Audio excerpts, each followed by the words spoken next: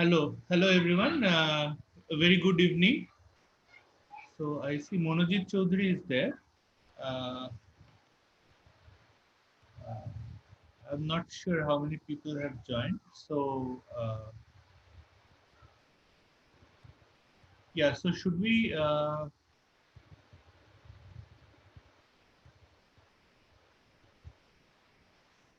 So is I don't know if Disha is there. So I believe it's Disha Dua. So Disha Dua has asked the question: how would you compare Scalable Data Science course on NPTEL with Data Science for Engineers course? How do their levels of difficulty compare, and should one be pursued before the other? Okay, so yeah, so I have not done the course Data Science for Engineers. I have only looked at the syllabus, but from the syllabus it looks like it is more of a statistics and data science, data analytics kind of course. uh, yeah, so it should be, yeah. So in my guess is that it is somewhat more basic than Scalable Data Science, in the sense that uh, it's probably starting from scratch and then teaching all the data science and data mining techniques, whereas the Scalable Data Science course, this is more about uh, when you know a bit of data science. There's no prerequisite as such, but it is expected that you know a bit of data science, and then you want to scale up the data science. Okay, so you want to you are solving very very challenging and large scale problems, and then you are sort of facing issues in implementing data science or data mining or machine learning algorithms, and that is where probably our course helps more. Maybe Professor Anirban Dasgupta can add. Okay, sure. Thanks, Sourangshu. So I kind of agree with it. See, if you look at the syllabus of this, see, data science has multiple meanings, right? It sort of has its some of its roots in algorithms, some of its roots in machine learning, some of its roots in statistics. It's a mix of many different things, right? And when teaching sort of data science, you have to, I mean, everybody comes with their uh, own sort of preference of these are the important things, these are the important things, then you study this. So, I mean, for instance, in the data science for engineer course, as Sourangshu was pointing out, that you get a good background in R, right, as well as in the basic matrix algebra, basic matrix operations. That part, there is somewhat of a commonality, right? We don't talk about R. We do talk, I mean, a lot about I mean, eigenvectors, eigenspaces, similar vectors. So we go a little bit further.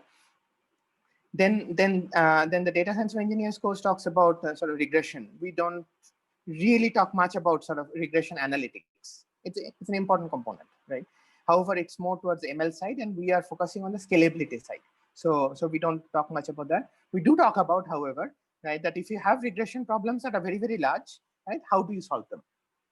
Right? That is different from the analytics question of regression, right? One is sort of understanding the results of regression, for instance, doing a different kind of significance testing, etc.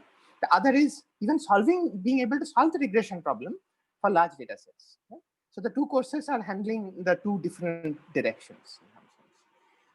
Then I think, let me just check a little bit.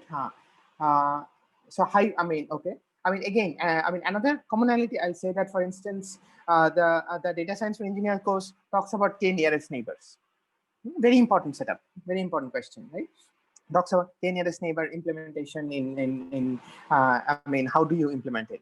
Again, right? If you think a little bit, and as we have mentioned, as you will see perhaps, that I mean, if you have a large data set, how do you do k nearest neighbors? It's very expensive. Huh? So every new data point, you have to go and search every other data points. We will talk about how to do k nearest neighbor for large data sets. right? So again, the same problem, looking at different aspects. So that course is looking at the application of the k nearest neighbor in certain settings. We are talking about how to solve k nearest neighbor for large data sets. Okay. I hope this, and I can keep on going. Similarly for k-means. We'll talk about k-means, right? We'll talk about, k-means in the distributed setup, Sourangshu, if I remember. Yes. Okay. Mm, and we'll also and various other properties of k-means. So yeah, I think that's all I had for this answer. Over to you, Sourangshu.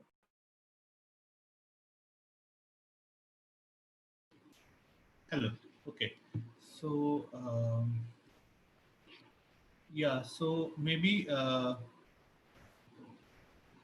next question is from Abhishek Sengupta. Uh, yeah, the other questions I'm not understanding. So I'm just going by the questions which I'm understanding. Um, so he asks, sir, will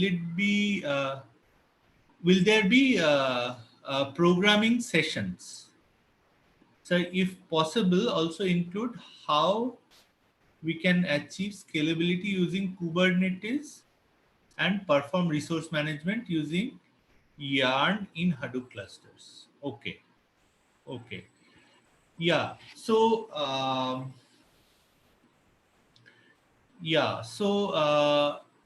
I so these are currently out of the scope of our course. So this course is more on, so when we designed the course, I think we were more looking at the underlying principles of Hadoop and Spark.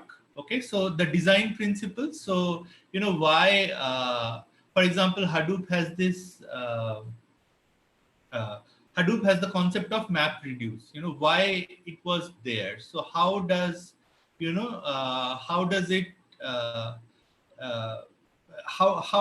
does it recover from faults, for example? Okay, so how does it ensure fault tolerance? How does it ensure that the jobs are scheduled in a data local manner? Okay, and then sort of Spark extends the MapReduce to kind of data flow graphs things. So in this particular course, what we so the design wise, this course is I would say so it's not that hands-on, about how to deploy it, for example, using some virtualization techniques like Kubernetes and all, or how to actually do configuration of Yarn, which is the resource manager of Hadoop. So those are more, I would say, more systems issues.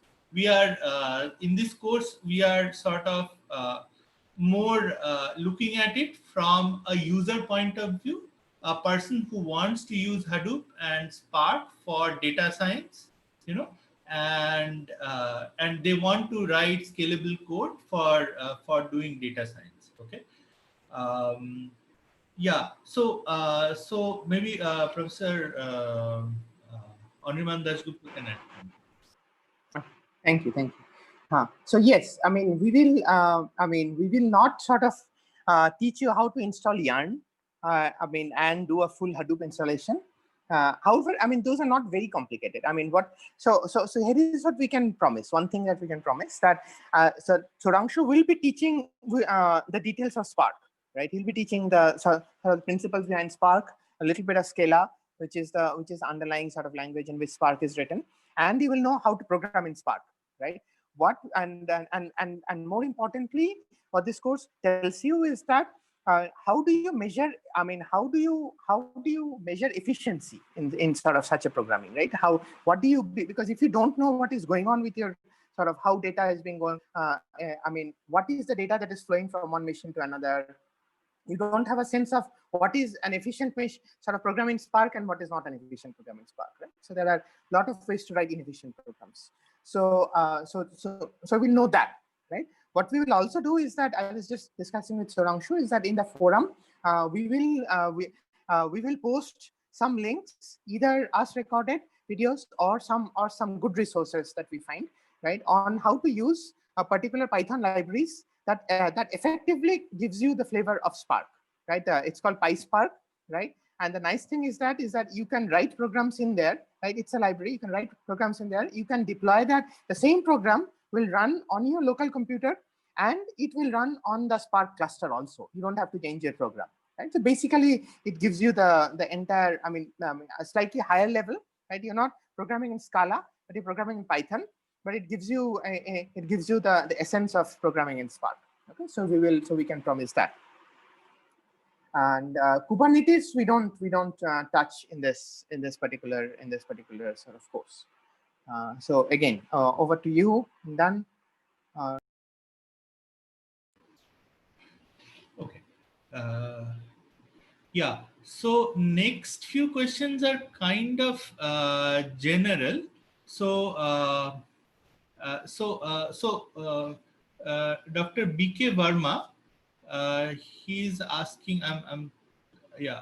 Either he or she is asking.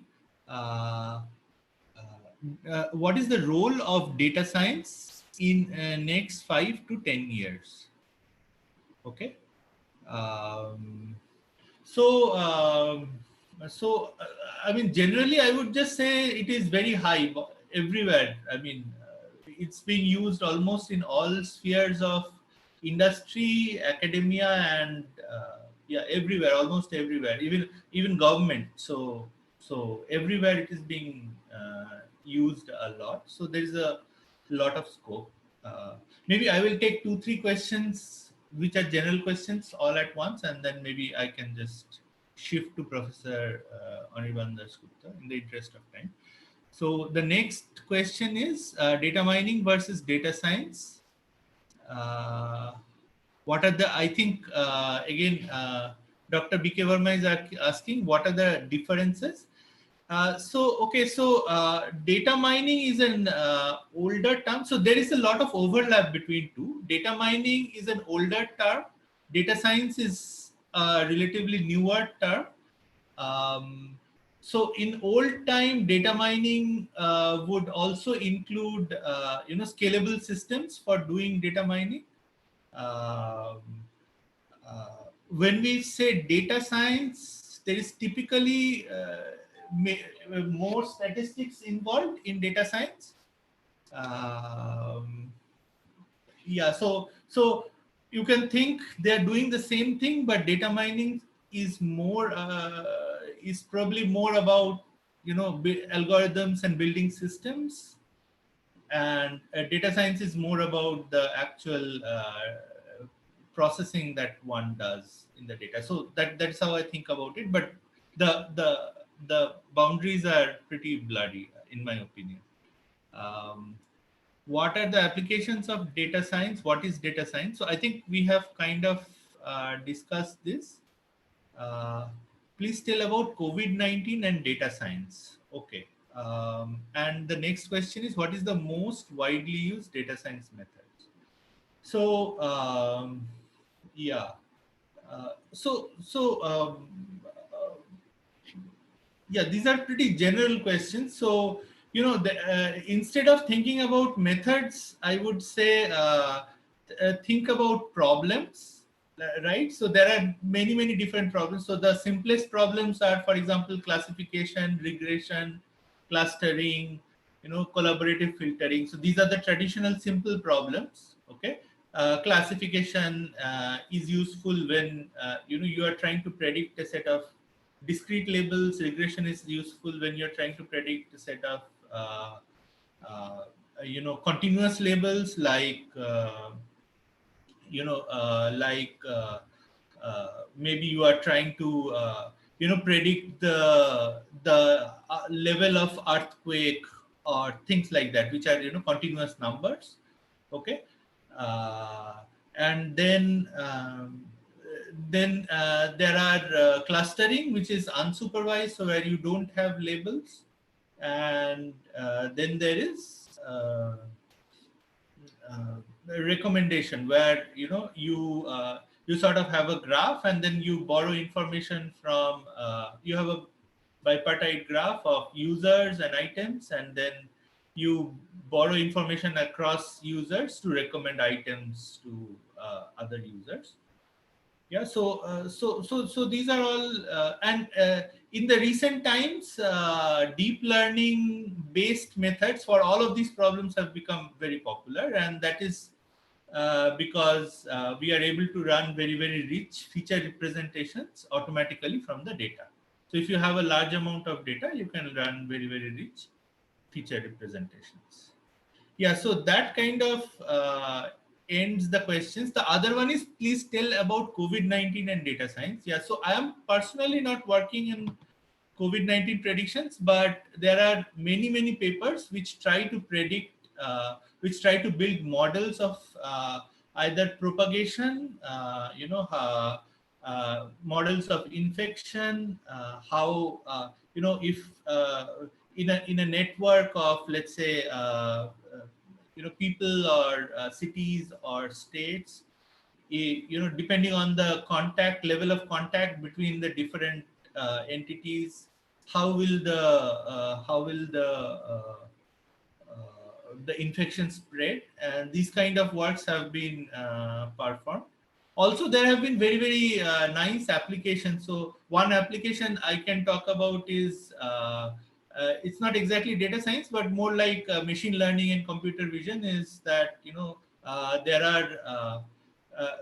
are applications which now try to detect whether social distancing is being maintained in a public place or not by looking at the feeds from surveillance camera. Okay, so there are many applications that I think one can think of. It's a fairly general topic. Okay, so I'm kind of done. So I will request Professor Anirban Dasgupta to comment on these questions. Okay, thank you. Okay, so again, just taking on same kind of questions. Okay, what are the roles of what are the role data science in the next 5-10 years? Yeah, I mean, see, it is inevitable. I mean, if you look at any science today, right, it has become very data driven, right? I mean, Sourangshu could have talked. I mean, perhaps he will talk about the. I mean, couple of projects that he's working on. He's I mean, a lot of work on this on traffic, right, on sort of automated driving and things like this. I mean, I work on scientists with physicists, for instance, who are trying to track gravitational waves, right? It's at the end of the day, it's a completely data science problem, right? I work with biologists on sort of in looking in their next generation sequencing data, right, and the protein sequencing data, and trying to see if there are cancer markers. There are huge data sets, right? So at the end of the day, you need to be able to analyze these data sets. You need to make statistical conclusions about, okay, this is really a cancer marker and that is not, right? And how much confidence I have on that, right? So all science has become data driven. So this is inevitable. Okay. Now, what will also happen is that a lot of the tools that we are talking about today, right, they will become more of a commonplace, right? In the sense of just like today you're using sklearn, right? And you don't necessarily need to think a lot about k-means, right? I mean, how to implement k-means. Similarly, a lot of the tools that we developed, that we talked about in this course, right, LSH, things like this, and even a lot of machine learning, they will become more like commodities, like using MATLAB. That's okay, right? I mean, there are other harder problems for the data scientists to solve, right? But I don't think data science is going away anywhere. What are applications of data science? I believe that is the same question. Please tell us about COVID-19 and data science. Again, Sourangshu has handled that. And I mean, again, these three things, machine learning, data science, data mining, they're all very blurry. They're all sort of very similar. I'll tell you a couple of applications. There are a lot of applications in predicting the trajectory of COVID-19, for instance. Will the cases in India grow? To what extent, right? Lot of work has been done. Lot of work has been going in sort of design, in cleaning up the data. Because see, one thing that has come out more than anything is that a lot of the data collection mechanisms that we have at the government level, at the social level, are broken, right?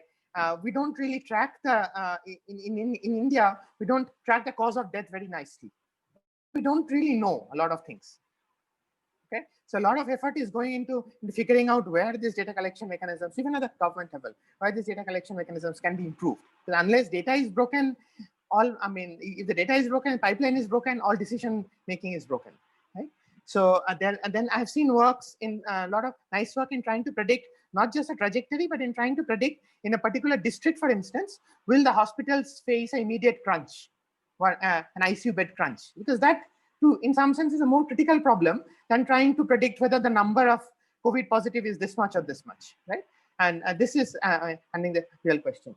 There's a lot of, there's been some work, as far as I know, in applying machine learning techniques in trying to figure out quickly which are the chemicals that will that can bind to this COVID-19 virus's sort of surface, right? Because there's what you do is that you sort of throw a lot of these chemical structures into the software, and then the ML algorithm tells you that these are the ones that are most likely to bind, and therefore by binding, by making it inactive.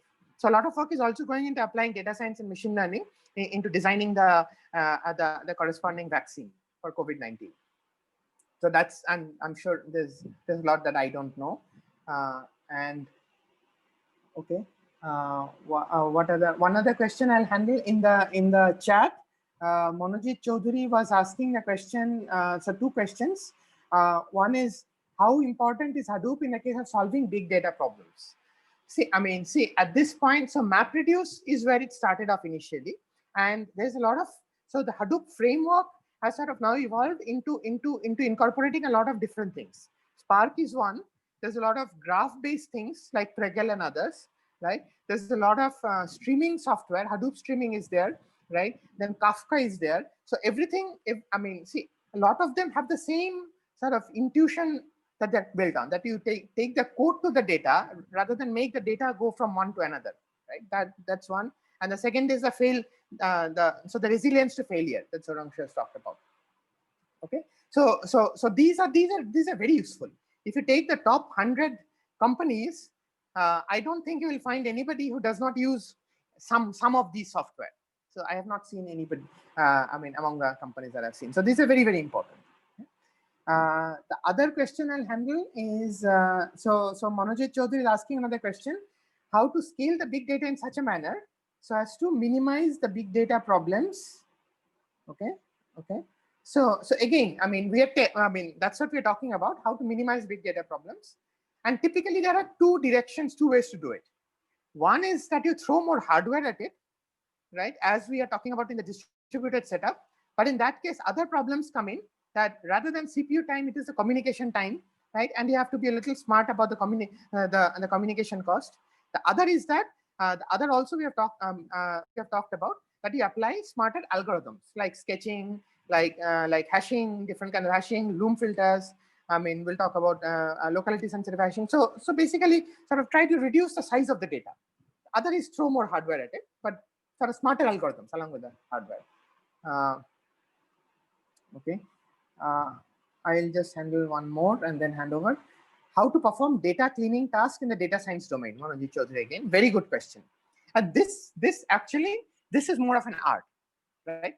There are some standard techniques, like you will know that there are some standard ways of sort of the missing data, how to handle missing data, either by sort of taking into account, either by sort of acknowledging that is missing data, and I should not be penalizing sort of something for I should not be penalizing for a prediction there, something like that. Like for instance, if you remember, we have done matrix factorization, SVD, right? So, but how do you do SVD if the matrix has missing data? Because we never said anything about that. There are ways to handle it, right? You sort of change the cost, right? We were doing Frobenius norm, etc. You change the cost function to handle the fact that I should not be penalized. The low rank approximation should not be penalized when the original, for a particular cell for which the original data is missing. There's no point penalizing it for that. Yeah, I should not even take that into account. Okay, so that is one way of doing it. Other way is more about the procedure, right? And this it's more of a sort of the data, the domain expert has to come in, right? Because missing data also is because, okay, you sort of, I mean, many different kinds that can happen. And really, it really depends on how you need to understand why the data is missing, right? And then only then you can take steps to kind of prevent it. So I'll just hand over to Sourangshu to see if he has anything to add. Hello. Yeah. Hi. Thanks. Yeah. So let me see. So again, so Monojit Chaudhary has many questions. So first is, what is the future trends of scalable data science? Okay, so I think this is a very important question, and this is a very so for everybody, this is a very important question.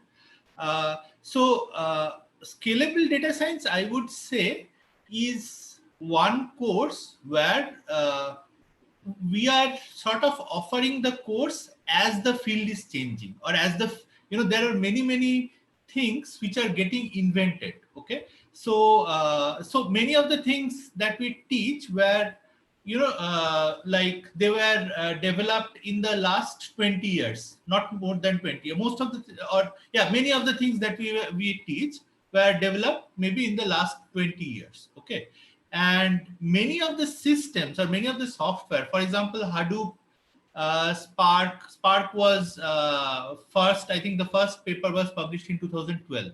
Okay, and and so scalable data science, I would say, there is a very, I mean, there is a very, it will have a very rich future.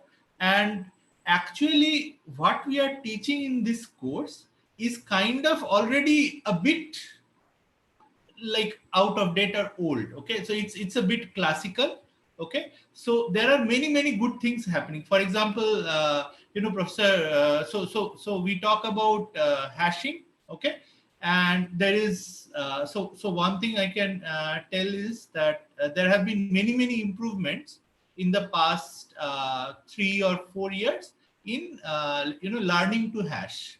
Okay, so how do you learn better hashing functions so that you can do things in more efficient manner. Okay, so locality sensitive hashing and all these algorithms can be used with this improved hashing functions. Okay, so on the system, from the system perspective, uh, uh, we are talking about. So I think that is also the second question, that how important is the Hadoop architecture? So obviously, as I think already mentioned, so it is very important, and it is very widely used, and there is a huge ecosystem around it. So including Spark and all, the streaming frameworks and all these things. But also, for example, for deep learning, there are these frameworks which are constantly under development, like TensorFlow and PyTorch and these kind of frameworks.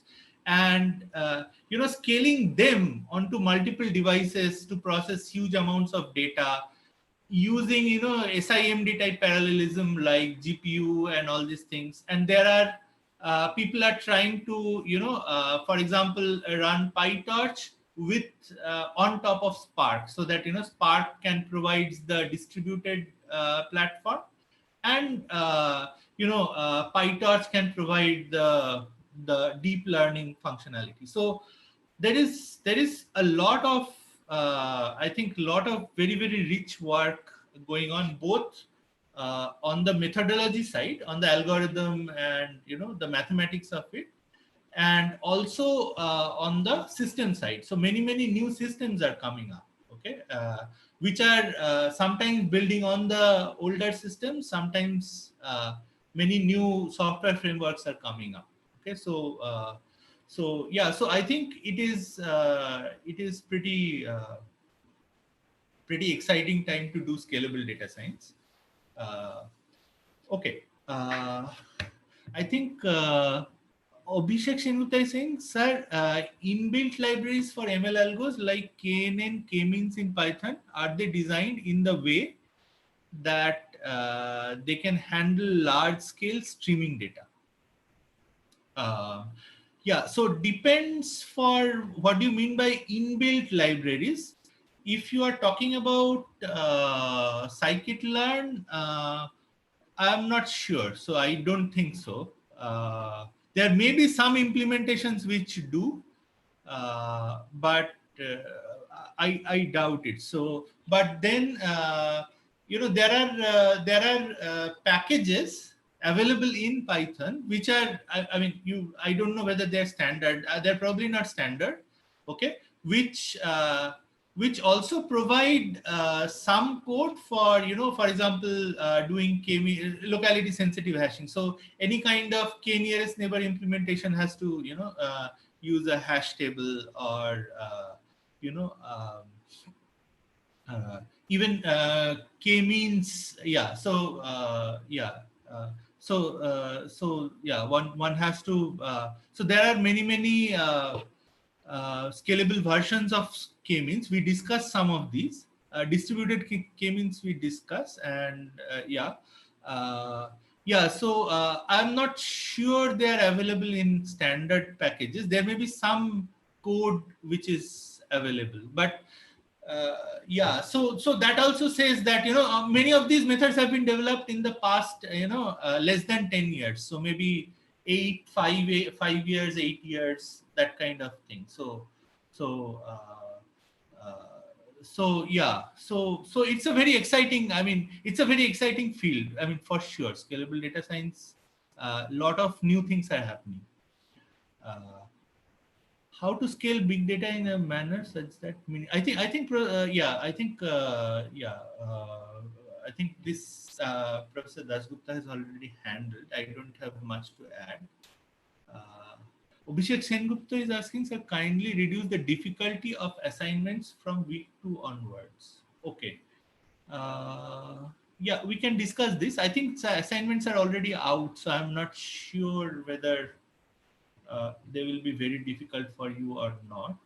Um, so then Monojit is asking how to work MapReduce for solving data science problems. What are the core concepts behind the pattern? How to perform data cleaning tasks? Okay, so how to work with MapReduce for solving data science problems? Yeah, so I would say now you should know about MapReduce, but if you are trying to solve data science problems, you should just start working with Spark.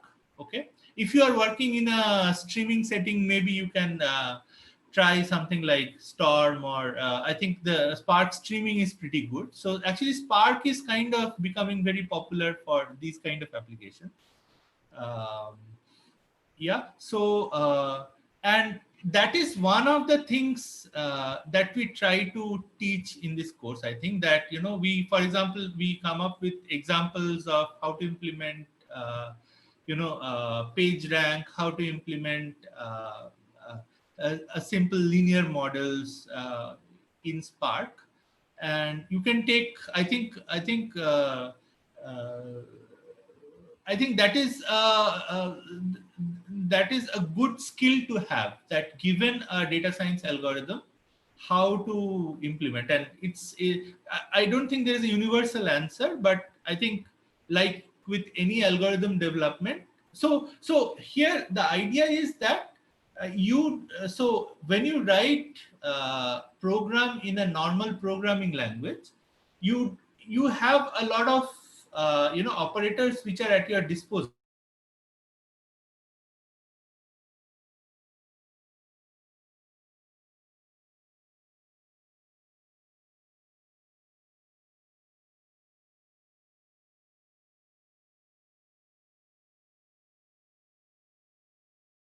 Them efficiently.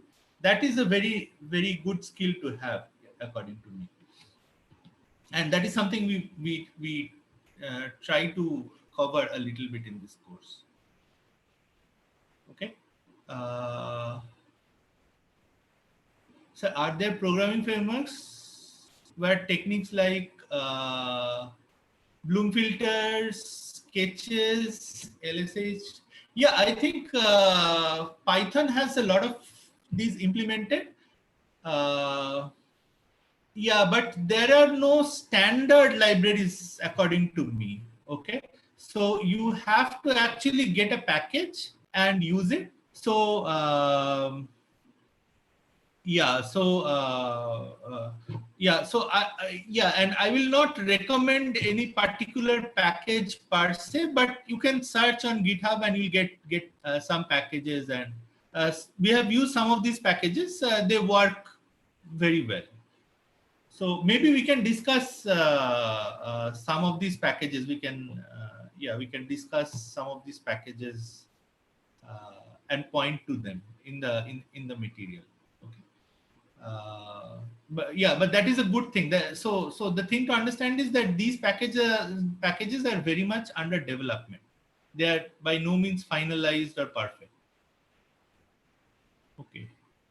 Uh, yeah. So maybe I will request Professor Anirban Dasgupta to add something. Sure, sure. Okay, so I mean, I understand that Manojit has a lot of questions. Let me handle a couple of other ones also. I mean, again, in the YouTube chat, I have posted links of some packages that I've used. But as Sourangshu was saying, is that I mean, there's nothing. I mean, a lot of them have not made it into the general sklearn yet, right? There are some things that have made it. For instance, we'll talk about random projections. sklearn has random projections. It has sparse random projections, right? But a lot of the, I mean, for instance, count mean sketch, I don't think that is there in sklearn, right? Why don't you write it? So you could contribute, right? That could be one of the things that you take up. Okay, but there are a lot of people who have done sort of their own implementations and they put it up on GitHub. That should not be hard to find.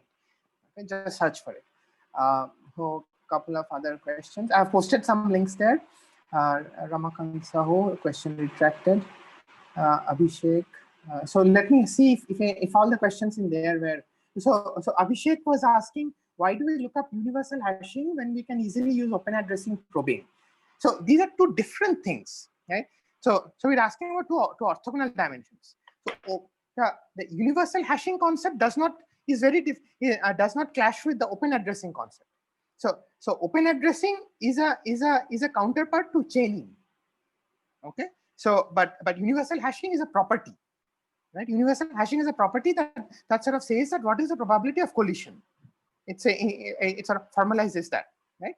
So how you have implemented the hash, that you can implement either using chaining or using open addressing.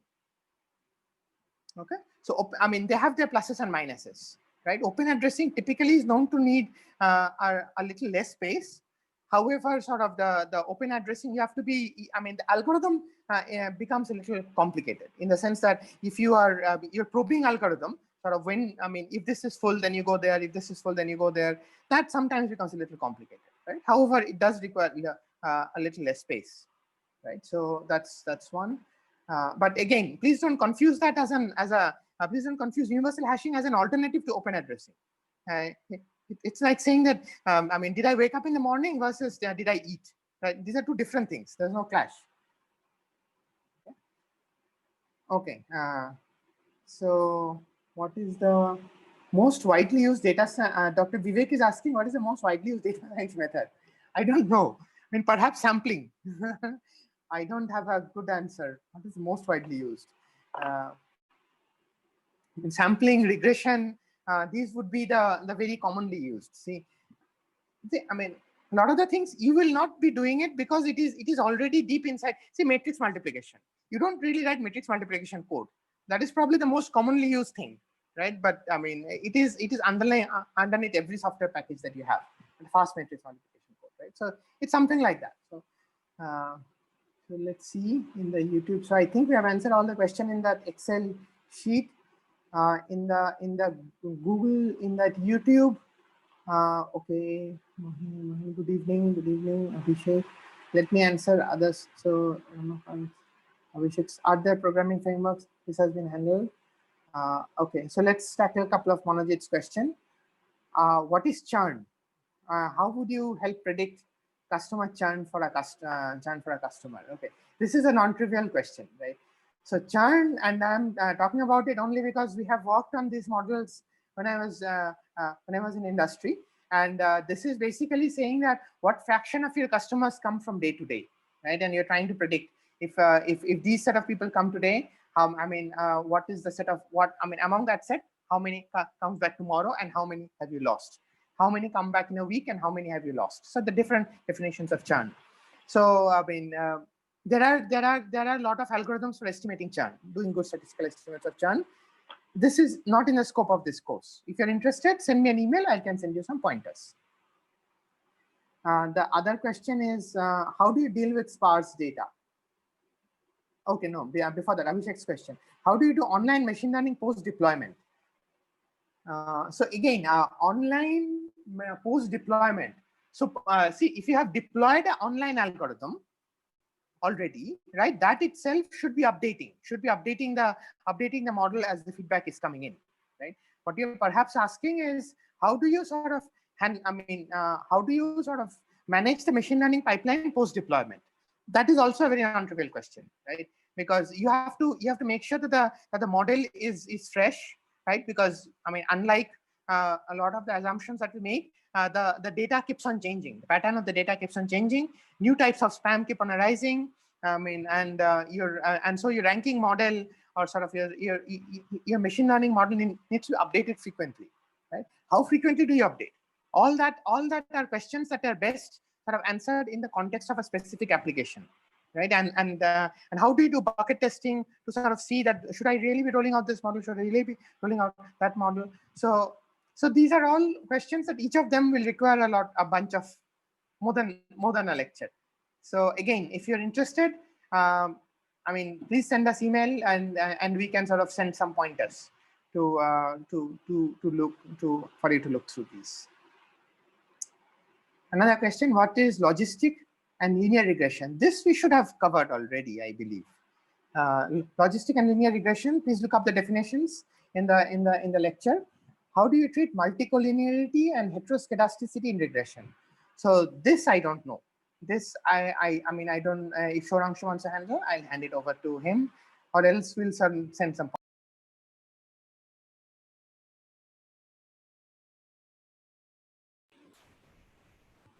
Yeah, I'm also not very familiar with these things. Heteroskedasticity. I mean, I know what it is, but yeah, I think heteroskedasticity is when different features have different scales. I think that if yeah, so you there are certain data pre-processing things, like you sometimes do a feature normalization before doing linear or logistic regression. Uh, uh, yeah, uh, yeah, but these are precisely the things which will probably be discussed in a basic data science course, and not so these are not the focus of sort of this particular course, which is more about the algorithms or the system. Okay, but I'm glad that you asked this question. So yeah, yeah, if you we can just maybe, if you have any specific questions, we can just share the share the resources. Okay. What is so the other question is, what is linear optimization? Where is it used? Yeah. So again, we have not specifically talked about linear optimization in this course, but okay, so most linear optimization problems are also convex optimization problems. And we have discussed convex optimization, and we have also discussed scalable convex optimization. Okay, so linear optimization is basically a problem where, any optimization problem has typically one objective function, unless it's a multi-objective optimization. So simple optimization will have one objective function and a bunch of constraints. Okay, and linear optimization is one where both the objective functions and the constraint functions are linear functions of the input variable, and these have a lot of a lot of applications. Okay, so there are many well-known problems like the assignment problem, the transportation problem, the facility location problem, graph cut problem, all these kind of problems, which are actually these can be posed as linear optimization problems, and there are I would say there are very fast solvers, and also solvers which can scale very well. Yeah, and in any case, these are mostly convex programs, unless there are integrality constraints or something. That is also another. So sometimes another very useful class of optimization problems is called mixed integer linear program. So it's a linear program with some variables having integrality constraints. So the program itself is a linear program, but then some of the variables, they have the additional constraints that they have to be integers. Okay, and those programs are not convex. Uh, yeah, but other than that, linear programs are also convex programs. So we have discussed like a very basic convex optimization, and then some scalable techniques for convex optimizations, and all those apply to linear programs as well. Okay, so okay, I think churn has been mentioned. What is clustering? What is the difference between k-means clustering and hierarchical clustering? Again, I think we have covered this in the basic material, and this is a basic data science question. So yeah, I mean, this is a very broad question. I mean, if you please please send an email to me, or Professor Dasgupta, anybody, if you want more info on this. Okay, churn has been handled. What is market basket analysis? Again, it's a traditional data mining technique. I am not very sure. I'm not very familiar with it. So maybe I will pass on to Professor Anirban Dasgupta for this. Yeah. So maybe I will just I will request Professor Anirban Dasgupta to answer questions. I also have not really sort of, I understand it. The market basket analysis, I only know it at a very high level, right? It's basically trying to understand that if you go to a market, what are the things you buy together, right? Customer buying patterns, mining different patterns out of that, right? So to the extent I understand, it's a very broad thing, right? And many different algorithms are, come in sort of understanding how to do market basket analysis. For instance, there's a funny example. I don't know, sitting in Gujarat, if I should say, yeah, there's a very funny example of this in the US chain Target or something, that people who buy sort of diapers at the same time buy a can of beer, right? So the fact that these two are often bought together, right, is comes out through these kinds of analysis. What algorithms they apply, right? They will involve frequent item set mining, etc., and different versions of that. So that's all I know about this. So yeah, let's just see what else. Okay, there's how do you deal with sparse? So how do you deal with sparse data? Manojit's question. Okay, so again, so one is that, one aspect is that sparse data is more efficient, right? In the sense that if you're doing multiplication of a sparse matrix with a vector, you only need to, so first of all, you don't typically preserve all the zeros, right? The zeros are implicit, and therefore your storage space shrinks down, right? So that is the positive side of it. Sparse data is good. The negative side of it is that because data is sparse, defining distance functions becomes a little harder. Similarity defining similarity or dissimilarity becomes a little harder, right? Because if data is sparse, most things are likely to be orthogonal to each other, etc., etc., right? So what we often do is that we sort of and this is typically done in text. We do an embedding of the sparse data, right, to denser. See, high dimensional data is almost always sparse.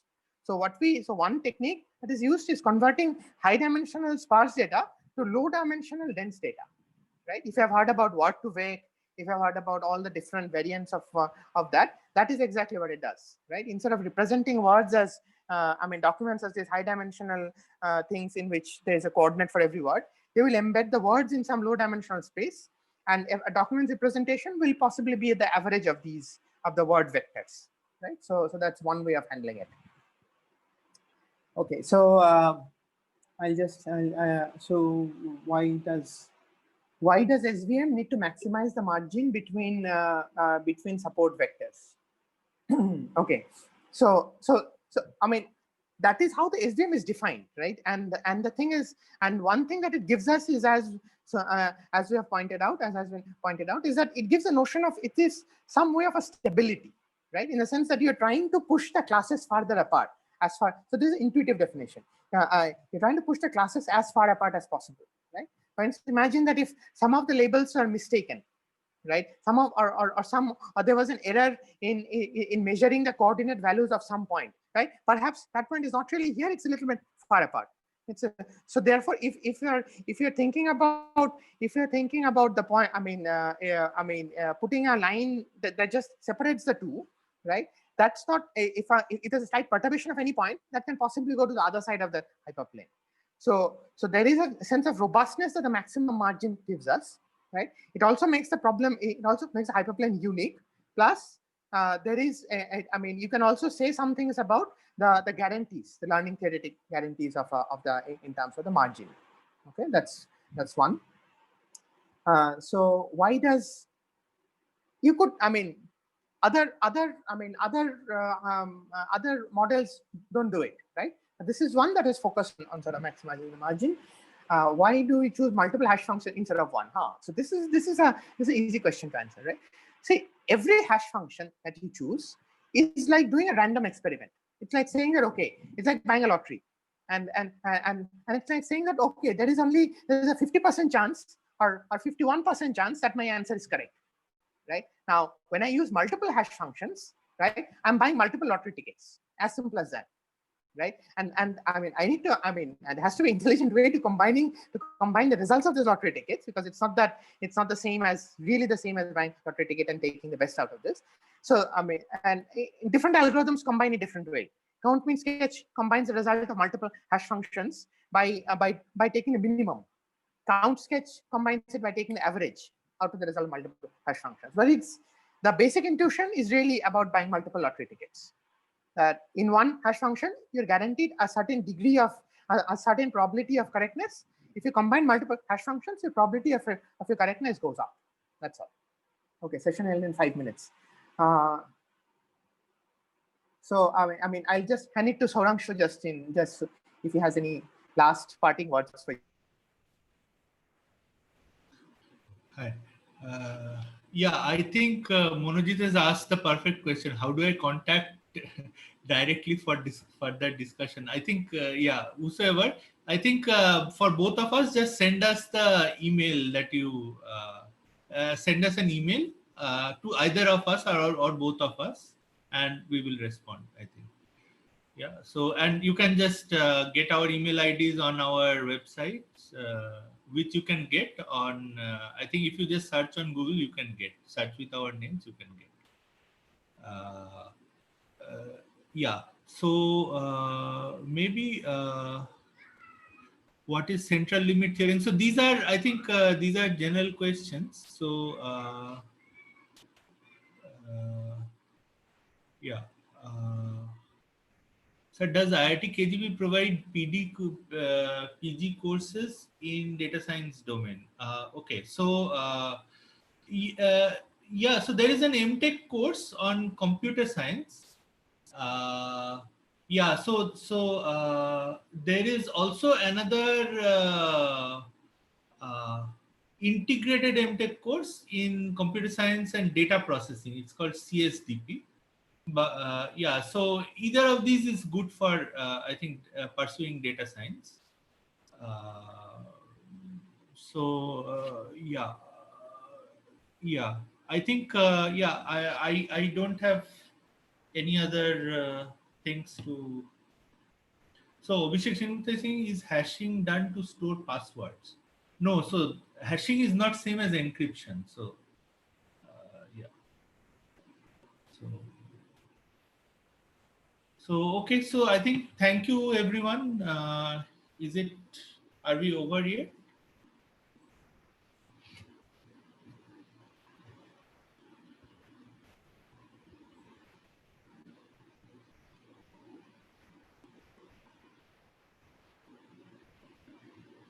Okay. So maybe Professor Dasgupta can say some more. Sure. So yes, I mean, as mentioned, and I mean, we will not be able to change the assignments now because they have already submitted them. But please post your questions on the forum, right? We do sort of monitor that very regularly, right? Our TAs Rachit and Shomi monitor that. So please post your questions there. I mean, and post your questions a little earlier than the deadline of the assignment, because otherwise we won't be able to sort of respond in time. And I mean, and we should be able to resolve any doubts that you have on any. So we can help, right? But that's about all. Thank you all for your interest, and thank you for coming here. We hope you enjoy. We hope you get something out of the course. We really had fun teaching it. Thank you. Yes, thank you very much, everyone. Yeah, and a big shout out to the TAs also, Rachit and Shomi. Yes.